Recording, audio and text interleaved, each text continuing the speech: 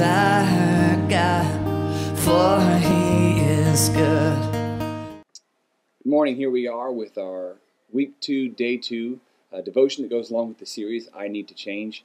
Yesterday we talked about the woman that was hemorrhaging and the faith that she had. If she could just touch the hem of Jesus' robe, that she would be healed. We talked about how she had thrown all of her money and all these other things at the problem instead of what really could change it.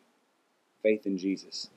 So here we are today, starting off in Genesis chapter 22, 1 through 18. We're looking at the story of Isaac and Abraham and the faith that Abraham had in God. So here we go, jumping in. Verse 1 right here. Sometime later, God tested Abraham. He said to him, Abraham, here I am, he replied. Verse 2 says, Then God said, take your son, your only son, Isaac, whom you love, and go to the region of Moriah. Sacrifice him there as a burnt offering on the mountain I will tell you about. Verse 3, early the next morning, Abraham got up and saddled his donkey. He took with him 2 of his servants and his son Isaac. When he had cut enough wood for the burnt offering, he set out for the place that God had told him about. On the 3rd day, Abraham looked up and saw the place in the distance. He said to his servants, stay here with the donkey while I go with the boy over there. We will worship and then come back to you. Verse 6, Abraham took the wood for the burnt offering and placed it on his son Isaac. He himself carried the fire and the knife. As the 2 of them went on together, verse 7, Isaac spoke up and said to his father Abraham, Father? Yes, my son, Abraham replied.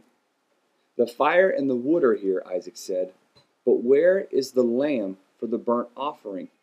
He's wise to something going on. He realizes all the work that they've put into this, the time that they've spent, and now he's wondering, where's the sacrifice? Verse 8, Abraham answered, God himself will provide the lamb for the burnt offering. Remember that. And the 2 of them went on together. When they reached the place God had told him about, Abraham built an altar there and arranged the wood on it. He bound his son Isaac and laid him on the altar on top of the wood. Then he reached out his hand and took the knife to slay his son. But the angel of the Lord called out to him from heaven, Abraham, Abraham. Here I am, he replied. Do not lay a hand on the boy. Don't do anything to him. Now I know that you fear God, because you have not withheld from me your son, your only son. Abraham looked up, and there in a thicket he saw a ram caught by his horns. Earlier Abraham had said, God himself will provide the sacrifice, and here it is. There was a ram caught by its horns. He went over there and took the ram and sacrificed it as a burnt offering instead of his son. So Abraham called that place, the Lord will provide. And to this day it is said, on the mountain of the Lord it will be provided. Verse 15, the angel of the Lord called to Abraham from heaven a second time and said, I swear by myself, declares the Lord, that because you have done this and have not withheld your son, your only son, I will surely bless you and make your descendants as numerous as the stars in the sky and the sands on the seashore. Your descendants will take possession of the cities of their enemies, and through your offspring all nations on earth will be blessed, because you have obeyed me. So it says that the generations from Abraham on will be blessed because of one man's faithfulness.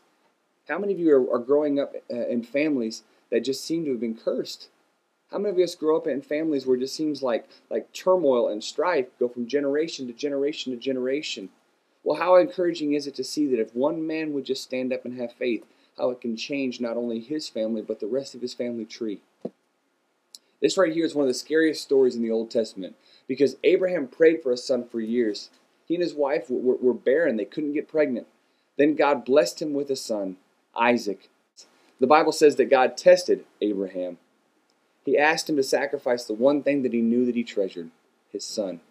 This is where it gets really scary for you and for me. What would happen if God asked us to sacrifice something that we treasure? God did not make Abraham sacrifice Isaac. God tested Abraham, though. God wanted to see if Abraham treasured his son more than he treasured God. Once Abraham showed that he treasured God more than his son, above everything else, including his son, Abraham was in a position then to receive additional blessings from God. Now I ask you this. Is there anything that you're holding on to that you would not let go of for God? Whatever is in your clenched fists could be keeping you from experiencing the change that God desires for you. God could ask you to drop whatever's in your hand, or it could be that God just wants to loosen your grip. Whatever He asks, it's ultimately for your benefit. So what is it today? What is it today that you're holding on to that you would not let go of for God? That's the challenge. I'll be back tomorrow with another devotion. I hope you're having a great day. I hope this has been a great tool for you. God bless.